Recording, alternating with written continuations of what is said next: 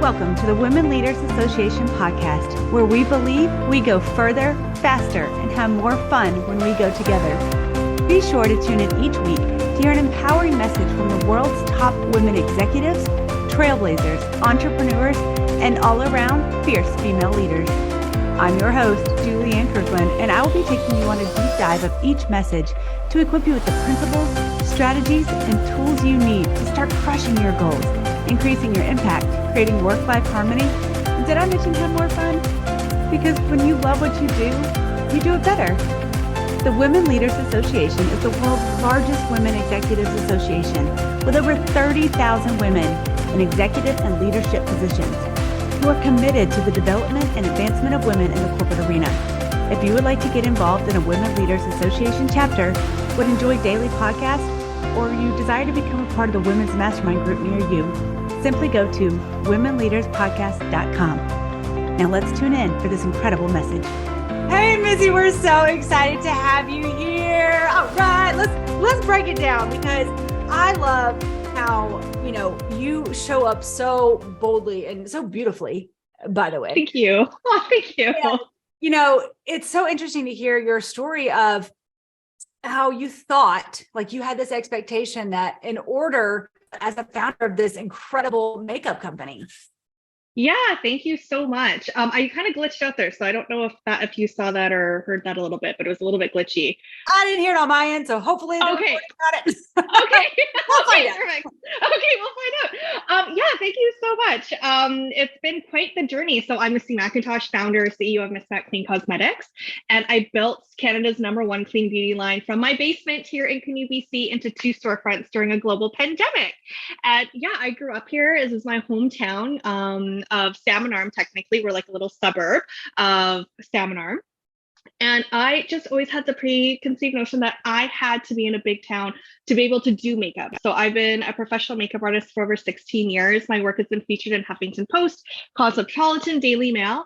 And I never thought that I would be able to follow my dream in a small community here. So I actually lived in Calgary for a bit. I studied in Vancouver, and we unfortunately had a silent miscarriage, which brought us back to our hometown, where I actually kind of stepped out of makeup for a little bit, and I managed a travel agency, which seems so long ago, but I've always been a fiery entrepreneur. My dad actually had his own trucking company, and I actually thought, man, maybe one day I'll run the trucking company. Yeah, no, that's definitely not. I remember the one thing on a truck is a dolly, because it reminded me of my dolls. That's the only thing I knew about trucking. And but makeup just followed me. When you follow your passion, I find everything just kind of falls into place beautifully. Yeah. And instead of fighting it, just letting it flow. And so I started doing makeup artistry. I was the only person here in Salmon Arm doing weddings, and it would just snowball to the point that now, fast forward, we had a son. He was 2. I was managing full-time the travel agency. In fact, I was going to buy it. And then I was also doing weddings every single weekend of the summer. And it was just too much. And I had to really decide where I wanted to go in my journey. And I ended up having a breakdown. I remember sitting on this exact same spot, actually where we are today, and just being like, what do I really want to do with my life? Do I want to sit behind a desk, or do I want to go after my passion? Because I felt like it was a waste of creativity or an art form, that being behind a desk. And I quit, actually. And I hustled really hard. So I stepped back to 4 days a week to 3 days a week. I didn't just dive right in it. And I think that's really important when you are going and building a side hustle, is to make sure, don't put all your eggs in one basket, sort of work up to the point that you can eventually go full time. And that happened for me within 6 months. And I left and become a freelance makeup artist. And it was scary as heck, because we're in a small town. I ended up having to work in Kelowna, which is our bigger city that's about an hour and a half away. And I did Opera Kelowna, a whole bunch of Sweet Legs campaigns. I put together my own training program for artists who are wanting to learn, and started working with our local college to teach makeup there. And then clean beauty came into my life, and I was hired to do a campaign for a new clean beauty retailer up here in Canada, kind of like a Sephora for green, clean, Canadian-made beauty products over in Winnipeg. And this is 2016, and I'm like, what the heck is clean? Like, I don't what does it mean? Really, what does this mean? Like, it's like, I'm not putting dirty makeup on. Yeah, exactly. Like, I don't understand this. And I am very much a makeup forever loyal. I used to actually work for them. I managed a counter in Calgary. I studied airbrushing at the Make It Forever Academy in Paris. So I'm very much a brand um, homebody when it comes to Make It Forever. So going into this clean shoot with products that I'm like, oh my gosh, are they going to hold up to my standards? Because it's like your artwork, right? And sure enough, I was right. Like I had to use a liquid liner on the lips to get pigment. And the foundation just didn't stay on, and it just wasn't a good experience in terms of the makeup wise. However, they opened my eyes to how self-regulated this industry is and how many toxic ingredients are in everyday products. And I was kind of, once you see it, you can't unsee it. Yes. So, right? You go down the rabbit hole, and then once you kind of like, and you can't beat yourself up, because what you don't know, right? But once you know, you have the choice to do better or to continue what you're doing, but at least you have that education. And I was floored. So looking for products that I knew that I needed to have more safe products for my clients as well as myself, I just couldn't find it that held up to my standards. So I found the most amazing female Canadian chemist that time invested 2 years with me, and we built Miss Mac from the ground up. So I formulated everything with her, and I designed all the package design, you name it, website. Every single aspect of Miss Mac was single-handedly done by me, with no corporate backing, just my dad. That's so incredible. You know, you said several key things in there that I really want the audience to grasp, because, you know, you talked about when you first started this, like this almost battle you have within yourself of, here's this dream, like here's this potential, here's this vision I have, but I'm safe right here. And it's like we are so afraid to step into our fullest potential, because what if, you know, and 100%. on the same token of the, like, what if I fail? I think there's also quite many of us that are like, well, what if I'm successful? Like, do I even have that, you know, capacity to take that on? And, you know, the other thing you said was your standard. And it's so important for us to identify what our standard is, because we can have all these goals and everything like that, but our standard is going to be met in what we do daily, that consistency that continues to compound, that makes up our habits, that makes up our routine, that makes up our future. And if we don't have a set standard, we really don't have anywhere to go from. So talk into a little bit about how that journey, just from the point of, you know what, I'm going for it, to this is what my standard is. Like, what like, feel it. What was that for you? Yeah, because of being being a makeup artist, like I'm a very picky makeup artist, and it's your work, right? So, and I need that standard to be able to create magic, and knowing that and trying to find it, I couldn't stand behind products that just didn't do that for me. And when you find what your standard is, you don't go below it because it's like, right? Because then you're not in integrity, right? It's all about being in integrity. And when you set that standard for yourself, you're giving yourself that integrity, and you know what your baseline is, right? Like, and you'll never go below it. And it's just like when I was building Miss Mac, and even in terms of packaging, like, and I think there's also where you can fail into your flow. And I'm a big believer in failing into your flow, because if you don't fail, you're never going to grow. Right. And there's been a lot of failure. And I think learning, especially as an entrepreneur, or even like, well, what if I do fail? I'm super, like you say, I'm super safe here, right? What if I fail? But then when you fail, that gives you the ability to do better too, right? So, and I have so many stories with Miss Mac, and packaging wise is such a beast, because you don't know what you don't know until you do it. And even launching our Gaia glosses, because we're the first brand in Canada to release a biodegradable glitter at a retail level. And the Gaia gloss is essentially our primer. It's a multifunctional mixing medium. And being eco-friendly, I sourced a glass container with an eco plastic lid. Well, little did I know that if you overturn this lid, even by the slightly little bit, it cracks, completely shattered. Oh, no. And I went through the first launch of like Whoops. oh my God, I'm going to have to recall everything. And I'm like, oh my God, like, this is like, I can't. And then my husband jokes about Miss Crack. And I'm like, no, because that could be a thing. Like, you can't do, no, no, no. And it was a friend of mine who's like, don't worry. Like, it's just the power of education. And she's like, we just have to educate the clients. Like, we don't overturn the lid. So it's literally 2 years of my life being, don't overturn your lid or else it's going to crack on you. I had Miss Mackers using duct tape to tape it together or like deep potting it into something else. And I think for a lot of people, if a lot of people would have stopped right then and there and wouldn't have pushed. Too hard, too much resistance. Yeah, too hard. And it literally, well, that lid had no resistance. So.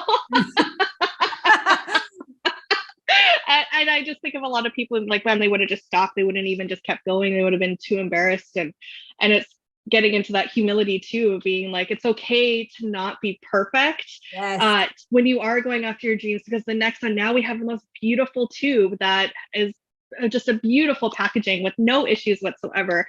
And it's only been 4 years since we've been on the market. And you have to think too about like your original vision of your passion. Like, when I launched Miss Mac, it was all about wholesale. I was going to go into retailers. That was my goal, because that's what everyone else did.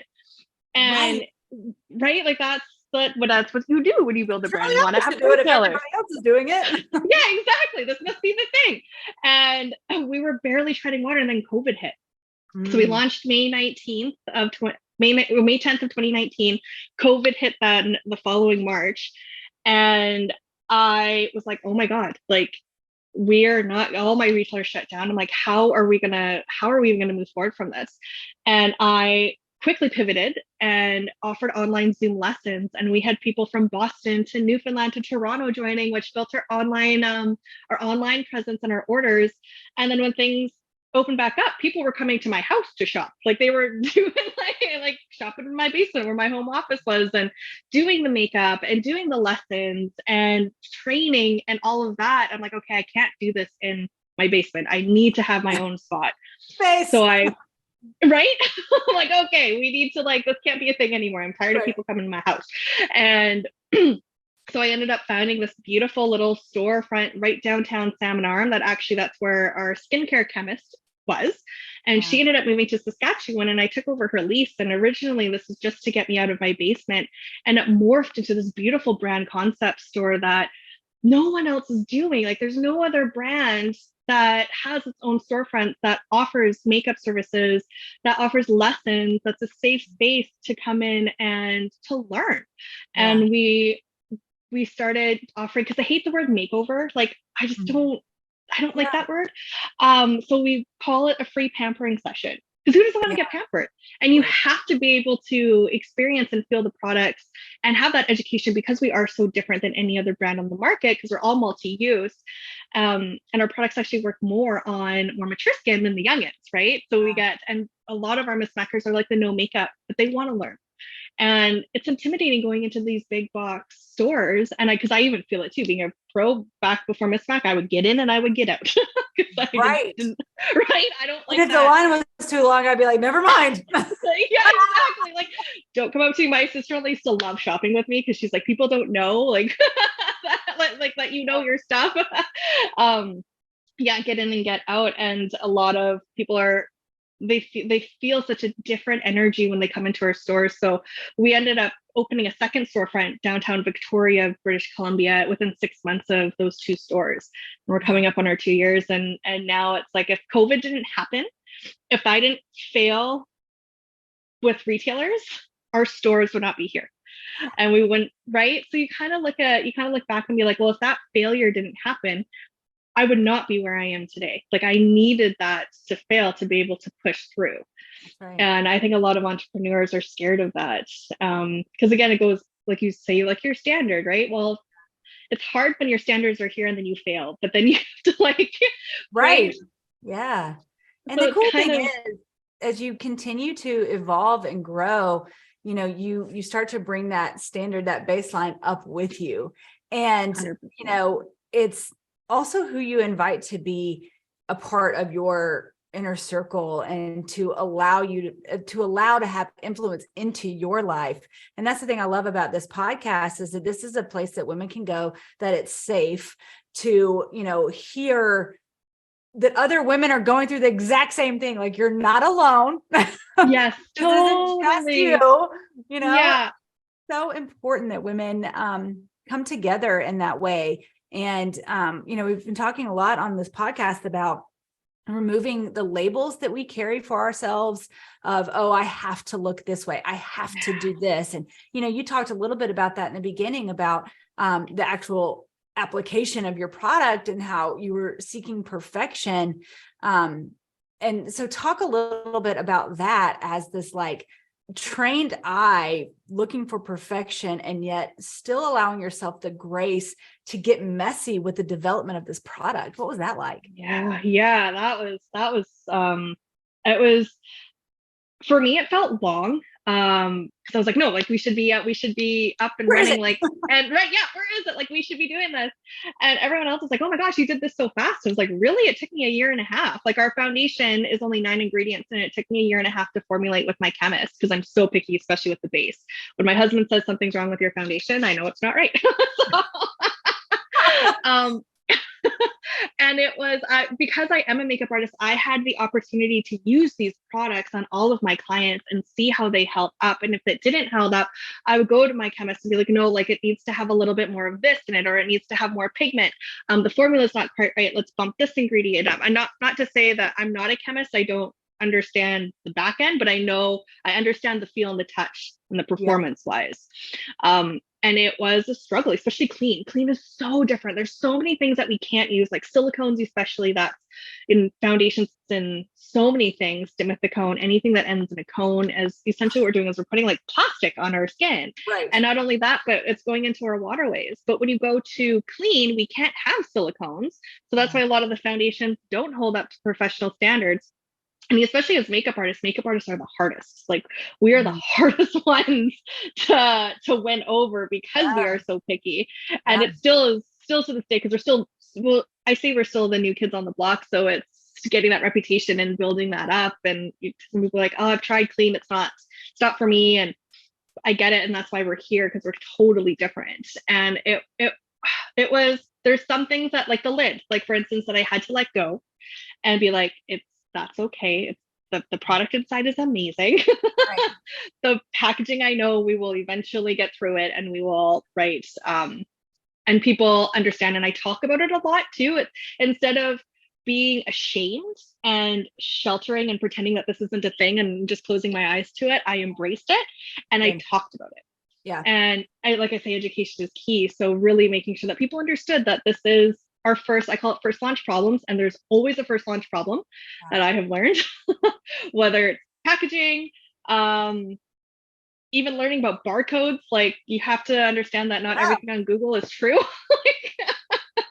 And that's okay. Like, and just being like, okay, well now I know what not to do the next time. But going into product development as well, like I had the honor of using these products on a lot of these clients and they loved it. And our art shadows, fun story with that one. I do a Grinch makeup for a local mall here every single Christmas for the past 6 years. Unfortunately, last year was our last one because we actually moved to Victoria, which is funny.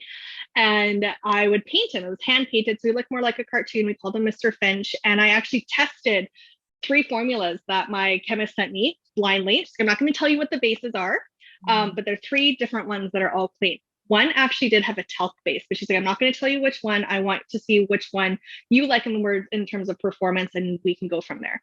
Yeah. And it was our canvas and our pitch black, so our bone color and our black color. And I only used those 2 to create as wrinkles. And it was like paint. It was so beautiful. It blended beautiful. I'm like, oh my God, this is amazing. Like if I can do this with only 2 products, it's like we're set. And sure enough, she's like, oh, thank God you picked that one, because that's not the talc base, it's the silica base. It's like, yay. Phew. But so it was fun, and finding someone to work with that also loves creating.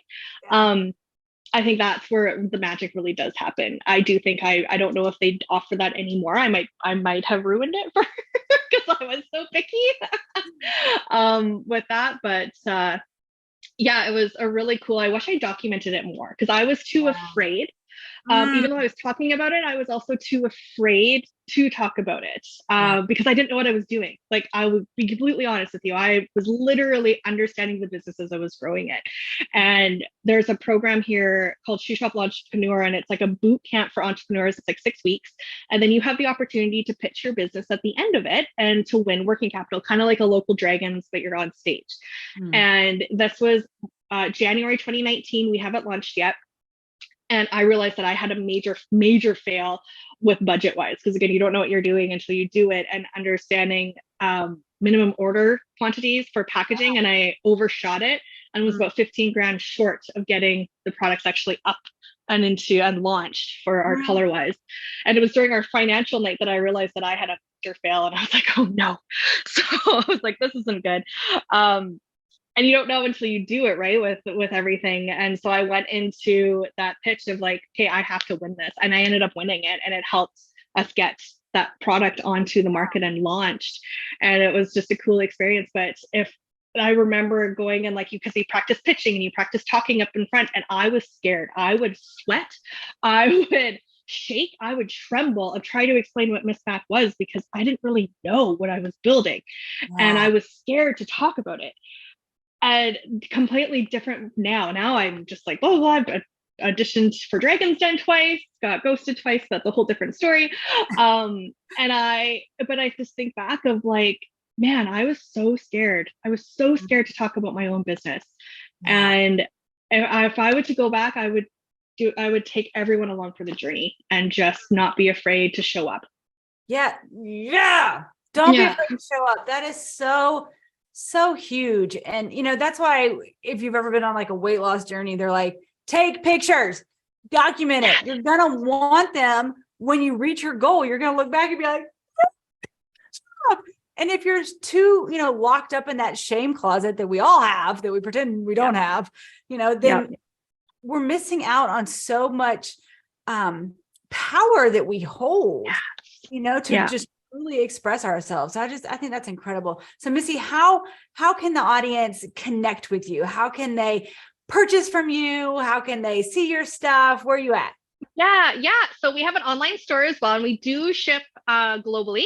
So it's missmac.com, MISMACK, not 2 S's, just 1. And you can follow me on social media, Missy Mackintosh, over on Instagram. Follow us on TikTok. We do Makeup Tip Tuesday every Tuesday, all sorts of things in our community. So you can follow us on all platforms, Instagram, YouTube, social media.